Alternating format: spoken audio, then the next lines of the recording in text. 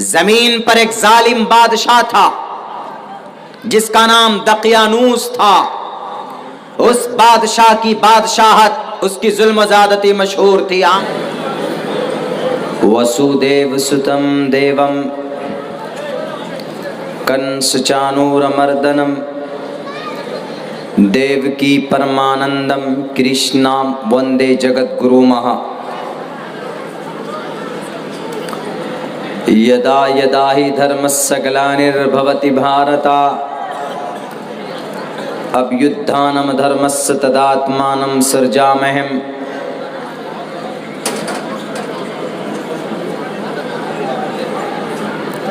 درشٹی پوتام وستر پوتام جلم پبھیت ودید واچم ستیہ پوتام جلم پبھیت ماترمان پترمان چاریاوان پرشو ویدہ پرشستا دھارمکی ودیتی یشسا ماسمگمہ. اوم شنو مترا شنو ورونا شنو بھوتوریما شنا برہما برہسپتی نمو برہمنے نمستے وایو تمیو پرتکشم برہماسی. اوم شانتی اوم شانتی اوم شانتی.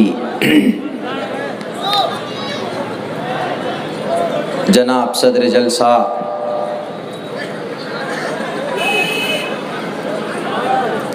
ہمارے غیور مسلمانوں، اس پنڈال میں تشریف فرما اس اسٹیج پر معزز دانشور علماء کرام، نوجوان ساتھیوں، پیارے بچوں اور پردے میں تشریف فرما اپنے گھروں میں ہماری سماج کی ماں اور بہنوں، اللہ سے دعا کرتے ہیں کہ اللہ تبارک و تعالی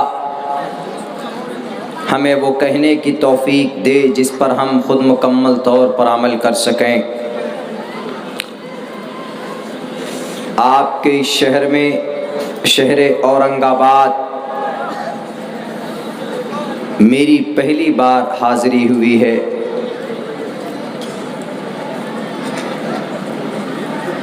اور اس وقت، اس ٹھنڈ میں، اس کرونا کے زمانے میں بھی آپ لوگ پورے احتیاط کے ساتھ جلسہ سن رہے ہیں، یہ بہت بڑی بات ہے.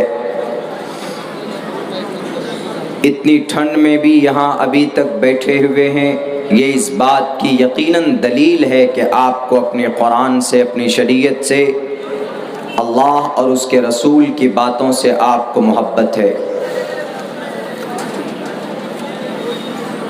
میں شکریہ ادا کرتا ہوں نوجوان ساتھیوں کا، جن کی محنت اور قد و کاوش سے، جن کی لگن سے انہوں نے یہ پروگرام، یہ کانفرنس، یہ محفل منعقد کی ہے. اللہ ان نوجوانوں کو، اللہ ان بچوں کو دین کی خدمت کے لیے قبول فرمائے.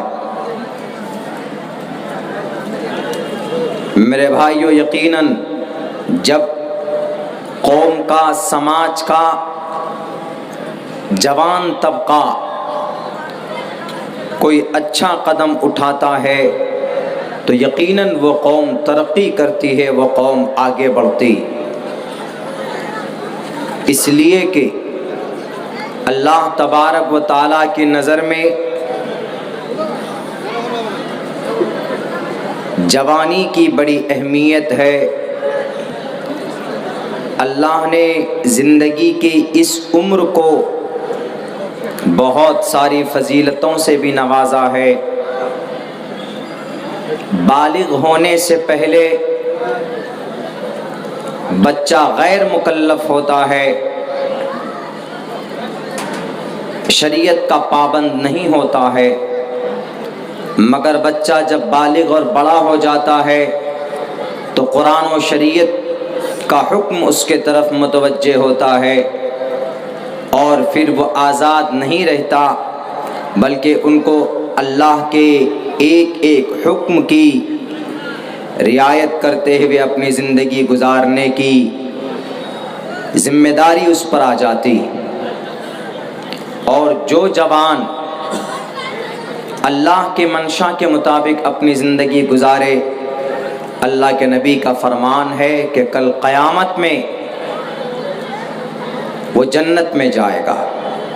شاب نشأ فی عبادت اللہ، وہ جوان جس کی زندگی اللہ کی عبادت میں گزر جائے، مرنے کے بعد یقیناً ان کا ٹھکانہ جنت ہوگا، آرام اور سکون کی زندگی وہاں کی ہمیشہ ہمیشہ کی اس کے لیے ہوگی۔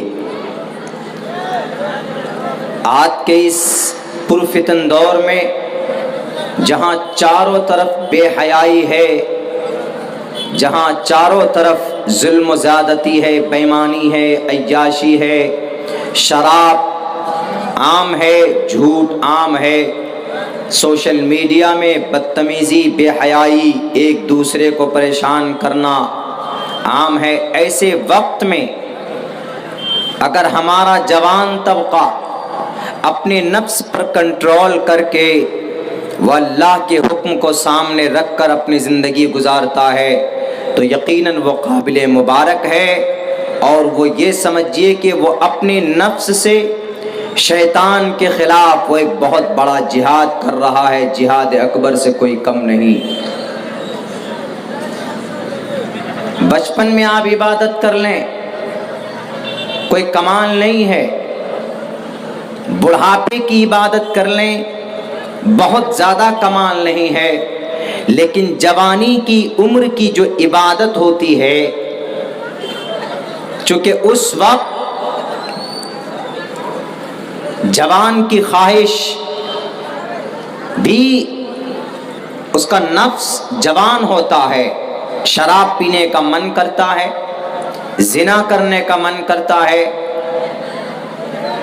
غلط کام کرنے میں اس کو قادر ہے، وہ کر سکتا ہے، جوان ہے، کچھ بھی کر سکتا،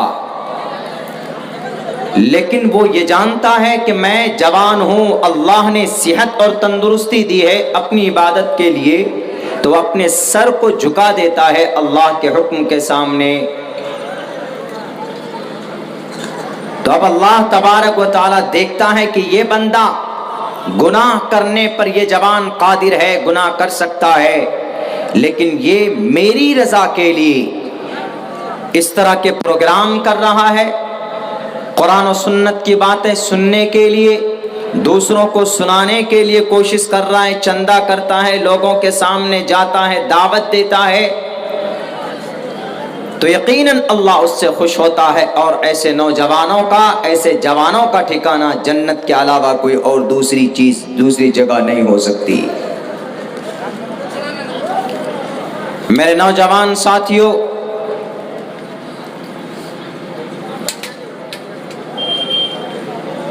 اگر ہمارا جوان طبقہ سدھر جائے پورے بھارت میں، پوری دنیا کے اندر، تو ہماری کھوئی ہوئی عزت، وہ عزت جو اللہ نے قرآن میں ہمیں دی، وہ عزت کھو گئی ہے، گم ہو گئی ہے۔ ہمیں دوبارہ واپس وہ عزت ہمیں مل سکتی ہے، ہمیں کوئی نہیں روک سکتا اس عزت کو پانے سے۔ بس ایسے ہی نوجوان جیسے ایک جنون تھا، بڑے لوگوں کی سرپرستی رہے اور ہمارا جوان کا جنون رہے، تو ہم سماج کو ایک اچھائی کی طرف لے کر جا سکتے ہیں۔ ایجوکیشن کے فیلڈ میں آئیں گے تو انقلاب پیدا کر دیں گے، نماز پڑھنے پر آئیں گے تو مسجد کی مسجد آباد ہو جائے گی، شراب کی مخالفت کریں گے تو شراب کے مٹکوں کو، جیسے مدینہ المنورہ کے گلیوں کے اندر صحابہ کرام نے شراب کے مٹکوں کو پھوڑ دیا تھا، تو ہم بھی آج اگر چاہیں ہمارے نوجوان تو شراب کے مٹکوں میں لات مار کر ان کو پھوڑ سکتے ہیں۔ تو اس عمر کی بڑی قیمت ہے،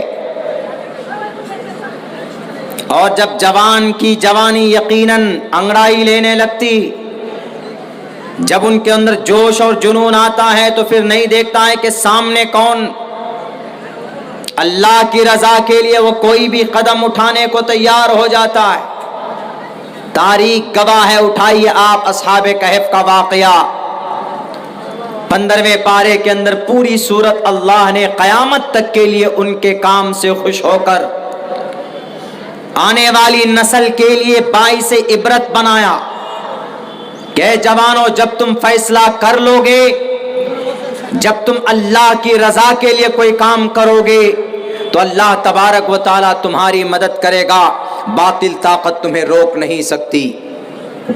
حضرت عیسیٰ علیہ السلام کے 300 سال بعد زمین پر ایک ظالم بادشاہ تھا جس کا نام دقیانوس تھا.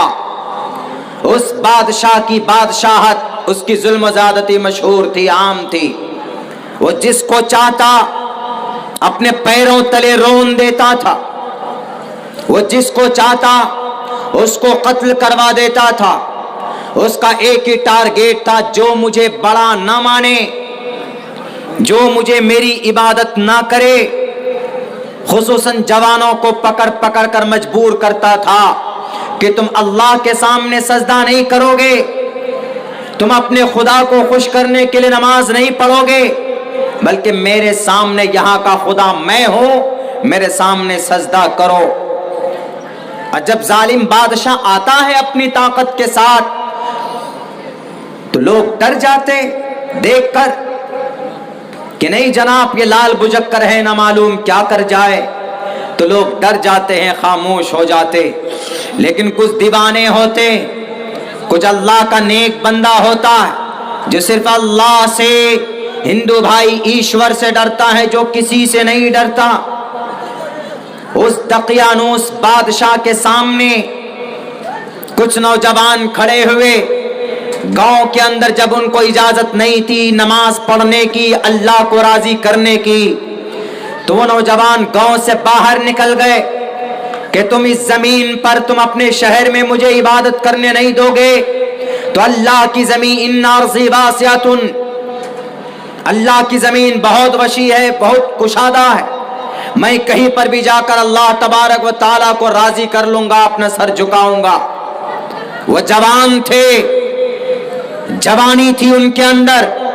گاؤں سے باہر چلے گئے، شہر سے دور ایک پیڑ کے نیچے، ایک درخت کے نیچے بیٹھ کر اللہ تبارک و تعالیٰ کے سامنے اپنی بے بسی کو رکھ رہے ہیں. ایک دو 6-7 نوجوان گاؤں سے باہر نکل کر کس وجہ سے ظالم بادشاہ کے حکم کو نہ مان کر اللہ کے حکم کو پورا کرنے کے لیے باہر نکلے. تو میرے بھائیو تو پھر ہوا کیا؟ اللہ تبارک و تعالیٰ کی مدد فوراً ان کے پاس پہنچتی. وہ باتیں کرتے ہیں آپس میں، کس لیے آئے ہو گاؤں سے؟ کہا کہ یہ جو بادشاہ ہے یہ نماز نہیں پڑھنے دے رہا ہے، یہ شریعت پر عمل کرنے نہیں دے رہا ہے، تو اسی لیے ہم گاؤں سے باہر نکلے. جوان ہے، پیروں میں طاقت ہے، زبان میں طاقت تھی، تو بادشاہ کے خلاف ان کے سامنے بول کر آیا کہ I will not follow you، میں تمہیں نہیں مانوں گا. I will not accept you، میں تمہیں قبول نہیں کروں گا.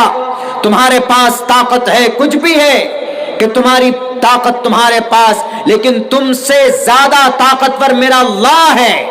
میں اس اللہ کے سامنے جھکاؤں گا اپنے سر کو، اور تمہاری اس دادا گیری تانا شاہی کی وجہ سے میں تمہارے سامنے جھکنے والا نہیں. وہ سب گاؤں سے باہر گئے، وہاں پر جا کر اللہ سے دعا کی کہ اللہ آپ کی رضا کے لیے آپ کے ساتھ کسی کو شریک نہ ہو کرو، اس وجہ سے گاؤں سے باہر نکلا ہو، اس ظالم بادشاہ سے دشمنی ہم نے مول لی ہے. تو اللہ تبارک و تعالیٰ نے ان کی مدد کی اور ایک غار میں لے جا کر 300 سال سے زیادہ دن تک وہ سب کے سب نوجوان سوتے رہے آرام سے، کوئی دقت کوئی پریشانی نہیں. وقال فتية آمنوا بربهم وزدناهم هدى وربطنا على قلوبهم إذ قاموا فقالوا ربنا رب السماوات والأرض، ہمارا رب اللہ ہے. آج بھی ہم ان لوگوں کو کہتے ہیں جو ہمیں اللہ کی عبادت کرنے سے روکتے، جو جواب اصحاب کہف کا تھا وہی جواب سن لو آج کے ڈپلیکیٹ خدا، وہی جواب ہمارا بھی ہے. ہم اللہ سے ڈرتے ہیں، دنیا کی کسی اور باطل طاقت سے نہیں ڈرتے انشاءاللہ، اور نہ کبھی ڈریں گے ہم۔ جوانوں، یہ آپ کر سکتے ہیں۔ بوڑھے لوگ، دانشور لوگ، عمر رسیدہ لوگ جن کی عمریں زیادہ ہو گئی، وہ تو نہیں کر سکتے، لیکن آپ کے اندر یہ طاقت ہے، آپ آواز بلند کر سکتے ہیں اور آپ اللہ کے جھنڈے کو، اللہ کی شریعت کو اپنی عمل کے ذریعے سے نافذ کر سکتے ہیں۔ تو اس جوانی کی بڑی اہمیت ہے۔ سوشل میڈیا میں جا کر موبائل میں انگلیاں گھس مت لو، راتوں کو ویڈیوز، شارٹ ویڈیوز دیکھ رہے ہیں، گانے سن رہے ہیں، گاڑی چلا رہے تو کان میں لیٹ لگا ہوا ہے، گانے سن رہے ہیں، کوئی فائدہ نہیں ہونے والا۔ وَمِنَ النَّاسِ مَن يَشْتَرِي لَهْوَ الْحَدِيثِ لِيُضِلَّ عَن سَبِيلِ اللَّهِ فَبَشِّرْهُم بِعَذَابٍ أَلِيمٍ۔